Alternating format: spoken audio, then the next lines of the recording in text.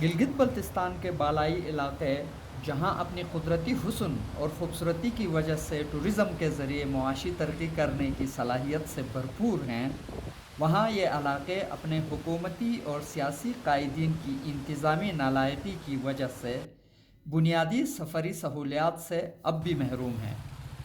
इसका अंदाज़ा आप मेरे इस छोटे से वीडियो से लगा सकते हैं, जिसमें आपको 70 किलोमीटर का फासला कमोबेश 2 से 3 घंटे में तय करना होता है।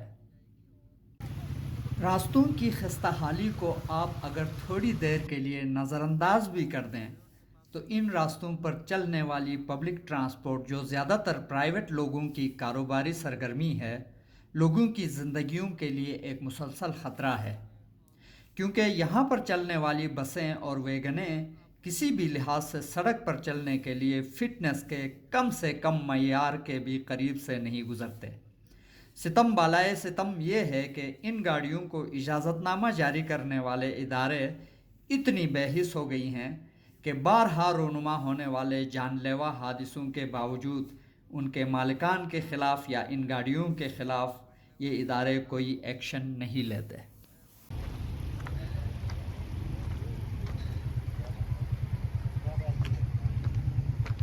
ये देख सकते हैं, ये ट्रक पे जो गला यहाँ पे डिपू जो आता है, ये अंदर फंसने की वजह से लोगों को ये एक एक करके बोरी उतारना पड़ता है, अनलोड करना पड़ता है, फिर ट्रक को हल्का करके फिर उस तरफ निकालना पड़ता है। तो इस बस और इस ट्रक की वजह से अब ये यहाँ पूरी ट्रैफिक फंसी हुई है। यहाँ कोई इतनी ज़्यादा ट्रैफिक होती नहीं है, एक दो गाड़ियाँ, छोटी गाड़ियाँ आ रही होती, लेकिन वो भी फंस जाती है। ये आप देख लें।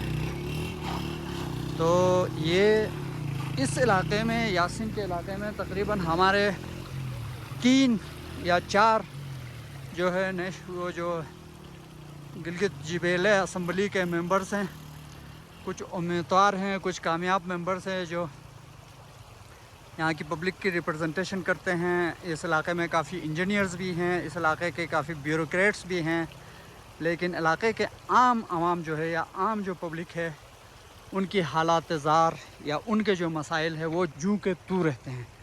यहाँ पे कोई इतना बड़ा पैसा नहीं चाहिए, इतनी बड़ी बजट नहीं चाहिए।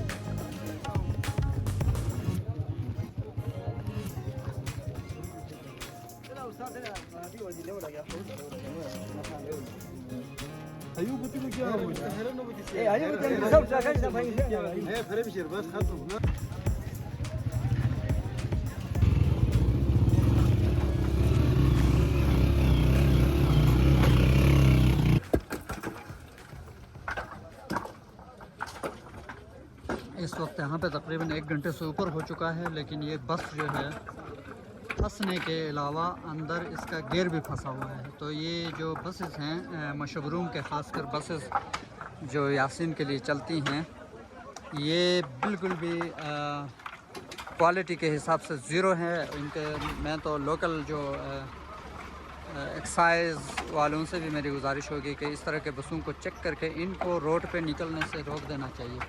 ये बसेस बिल्कुल ख़त्म हैं, इनके गियर सिस्टम, इनके इंजन्स, इनके टायर्स, कोई भी चीज़ परफेक्ट नहीं है। और इस वक्त ट्रैक्टर के ज़रिए इनकी कोशिश की जा रही है, लेकिन लोग अपनी मदद आपके तहत यहाँ पे एक और रोड बनाना चाह रहे हैं। ये देखें, ये यहाँ के रोड, यहाँ के जो लोग हैं बेचारे, ये शिकायत भी नहीं कर सकते हैं गवर्नमेंट से। बस ये इनके जो बस चलता है, सिर्फ वो ये बस चलता है कि ये अपनी मदद आपके तहत, मेहनतकश लोग हैं, ये फिर ख़ुद से ये काम शुरू करके गाड़ियों को पास करने की कोशिश कर रहे हैं। और इस वक्त ये बस के साइड में एक और पत्थर वत्थर डाल के थोड़ा सा यहाँ पे गाड़ियों के निकलने के लिए जगह को मुमकिन बनाने की कोशिश कर रहे हैं।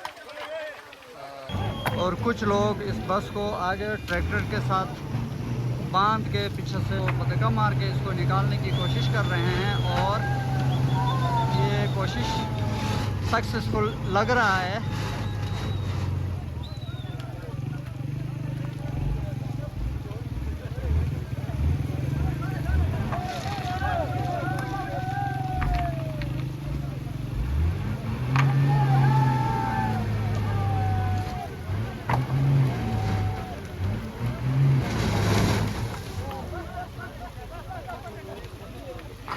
दोनों साइडों से आगे से ट्रैक्टर के ज़रिए और पीछे से लोगों के फोर्स के ज़रिए इस बस को निकालने की कोशिश की जा रही थी, लेकिन इसके जो टायर्स हैं वो उसी जगह स्पिन हो रहे हैं और वो मज़ीद बाहर निकलने के बजाय अंदर डेब्रिस में फंसते जा रहे हैं। तो ये एक परमानेंट प्रॉब्लम बन गया है अभी।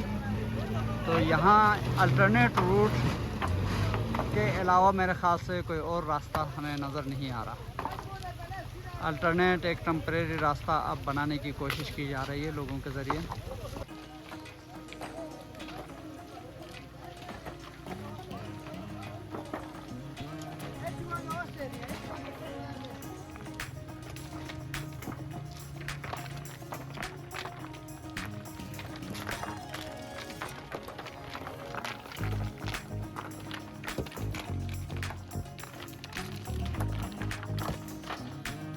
जी दोस्तों, तो ये इन इलाकों के वासियों की ज़िंदगी के बहुत सी मुश्किलात की एक छोटी और आम सी मिसाल थी, जिसमें लोग अपनी मदद आपके उसूल के तहत इन मसाइल का हल तलाश करते होते हैं। यहाँ न कोई औजार है, न कोई मशीनरी है और ना ही कोई हुकूमती अमलदार की शक्ल आपको नज़र आती है। अब ऐसे में कहाँ की मुआशी तरक्की और कैसी सियाहत यहाँ हो सकती है, इसका फ़ैसला आप खुद कीजिए। अल्लाह निगहबान।